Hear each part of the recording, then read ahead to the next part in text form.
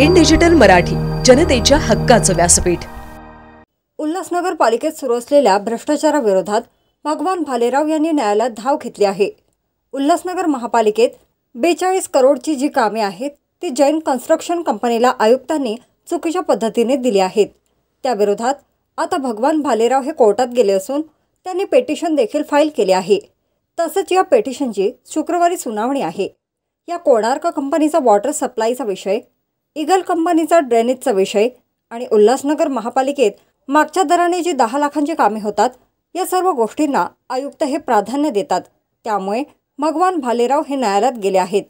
ही सर्व कामे थांबवून जनतेला आवश्यक असलेली कामे करावीत अशी मागणी भगवान भालेराव यांनी केली आहे। या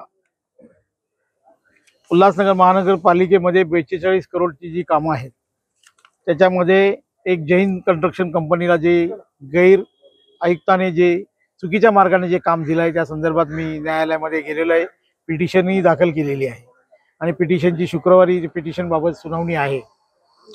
त्या संदर्भामध्ये मग तो कोणार्क कंपनीचा वॉटर सप्लायचा विषय असेल, तुमच्या ईगल कंपनीचा ड्रेनेजच्या सिस्टमचा विषय असेल आणि उल्हासनगर महानगरपालिकेमध्ये मागच्या दाराने जी 10 लाखाची कामं होतात त्या संदर्भातला विषय असेल।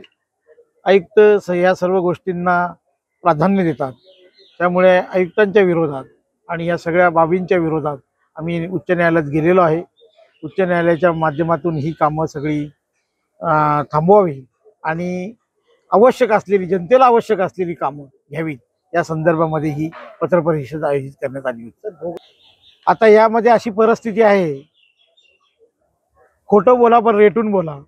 आता परिस्थिती अशी का कागदावरती बोगस दाखवू शकत नाही, कारण कागदावरती साइन करून त्यांनी ती बिलं पास केलेली आहेत। पण कामाचा दर्जा हा निकृष्ट दर्जा असतो आणि स्वतःचा ठेकेदारच, ते मालकच बिलं बनवतात। आमचे इंजिनियर बनवत नाही महानगरपालिकेचे आणि बिलं पास होतात, बिलं मिळाली जातात। तो वर्षात 6 महिन्यात तो रस्ता उखडला जातो, या नाले खराब होतात। मग त्याच ठिकाणी परत वारंवार वर्षांनी 2 वर्षांनी परत कामं घेतली जातात। ही थांबली पाहिजे। आयुक्तांनी या सगळ्या गोष्टींची एक कमिटी नेमली पाहिजे आणि खरोखर हे काम इथे आवश्यक आहे का असेल त्याबाबत मध्ये पाठपुरावा करून ते केलं पाहिजे। मागचे जे कमिशनर होते राजा दयानिधी, हे प्रत्यक्षात जाऊन साईटवर बघायचे या कामाची इथे गरज आहे का, ते गरज असेल तरच ते काम मंजूर करायचे। पण आमच्या आयुक्तांना घाई झालेली आहे, कारण ते रिटायरमेंटला आलेले आहेत। त्यामुळे आयुक्तांना जास्तच घाई झालेली आहे, त्यामुळे ऐकते। पण मला एक गोष्ट आता तुम्हाला माझ्याकडे राहून गेली, पण तुम्हाला सांगतो, ही जी 42 कोटीची कामं आहेत ही महानगरपालिकेची कामं नाहीत। एक लक्षात ठेवा, ही महानगरपालिकेची कामं नाहीत, ही कामं मूलभूत सुविधेची कामं आहेत। म्हणजे कुठून मंजूर झालेली आहे? नगर विकास खात्याकडून। पण नगर विकास खात्याकडे झालेल्या कामांची परत मान्यता का मिळाली हे तपासण्याची आवश्यकता आहे। म्हणून माझी सगळ्यांना विनंती आहे, लोकप्रतिनिधींना विनंती आहे, जी कामं झालेली आहेत ती सुचवू नका, जी झालेली नाहीत ती सुचवली तर मला वाटतं इथल्या शहरातल्या नागरिकांना त्यांचा फायदा मिळेल। आता याची मी काही सांगू शकत नाही, मी छोटा कार्यकर्ता आहे। पण रिपब्लिक पक्षाने हा विषय उचललेला आहे। आम्ही न्यायालयाच्या माध्यमातून लोकांना न्याय देण्याचं काम भविष्य काळात करू। मला काय त्यांनी कामं केल्यात काय ते काय माहीत नाही, पण त्यांच्या एका नातेवाईकाची एम रामचंद्र नावाची कंपनी आहे, तिथं मला वाटतं ब्लॅकलिस्ट केलेली आहे। मला वाटतं आता गेली 1 वर्षापासून ती ब्लॅकलिस्ट आहे। तर त्याच्यावर काय कामं पडली असतील ते काय मला माहित नाही। ब्लॅकलिस्ट असेल तर कामं मिळू शकत नाही। म्हणजे आम्ही स्वतः पत्रव्यवहार केलेला आहे। युवा मोर्चाचे अध्यक्ष असतील राकेश पाठकजी, मंडळ अध्यक्ष असतील मनीष इंगोरेजी, मी स्वतः आम्ही पत्रव्यवहार केलेला आहे। RTI टाकलेला आहे। काय डॉक्युमेंट नसल्यामुळं थोडं आम्ही थांबलेलो आहे आणि आमची कोर्टाची पण तयारी आहे, कोर्टात जाण्याची। हे जे मूलभूत सुविधाचे कामं काढलेले आहेत 161 कामं, त्याच्यात बऱ्याच ठिकाणी कामाची आवश्यकताच नाही, त्या ठिकाणी पण 50 लाखाची, 30 लाखाची, 20 लाखाची कामं काढलेली आहेत।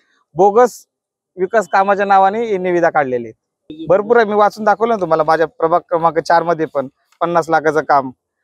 उल्हासनगर महानगरपालिका क्षेत्रातील प्रभाग क्रमांक 4 रामराव गीते यांच्या घरापासून राजू पडवळकर यांच्या घरापर्यंत सीसी रस्त्याचे तयार करण्यात आलेले काम 50 लाख ही निविदा काढली. तिथं आवश्यकताच नाही कामाची.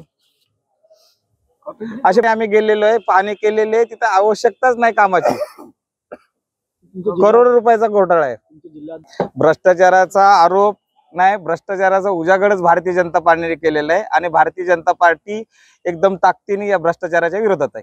अरे आम्ही नेते म्हणजे पार्टीचेच पदाधिकारी आहे ना, युवा मोर्चाचे अध्यक्ष आहे, एससी मोर्चाचे अध्यक्ष आहे, मंडळ अध्यक्ष आहे. ते पत्र अजून आम्हाला मिळालं नाही अजून पत्र तसं. आणि तसा काही विषय पण नाही. सर आपसे जानना चाहेंगे भ्रष्टाचार के सत्ताधारी रहे विपक्षी रहते, हम शहर के एक जागरूक नागरिक है और इस शहर में जो हो रहा है घोटाला, ये शहर वासियों का घोटाला हम होने नहीं देंगे. ये जनते का पैसा है, इसकी लूट होने नहीं देंगे. चुप नहीं रहे. राइटिंग में लेटर लिखा है उन्होंने. पूरा शिष्टमंडल 22 नगर सेवक का, आमदार का और जिला अध्यक्ष आयुक्त के सबको मिलने गए.